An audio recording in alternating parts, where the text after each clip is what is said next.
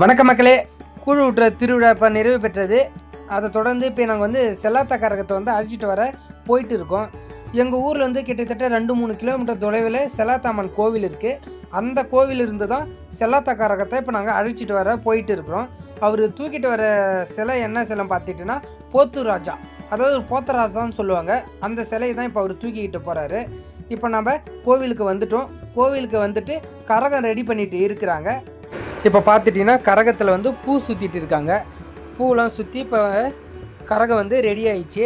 பாருங்கள், இதுதான் கரகம். சாமிக்கு வந்து தீபாராதனை காமிச்சிட்டு வந்து பூசாரிக்கு வந்து அருள் வரும். கரகம் வந்து பார்த்துட்டிங்கன்னா இவங்கெல்லாம் எங்கள் ஊர் இளைஞர்கள் தாத்தா கரகத்தை அழைச்சிட்டு வர்றதுக்காக எவ்வளோ மக்கள் வந்திருக்காங்க பாருங்கள்.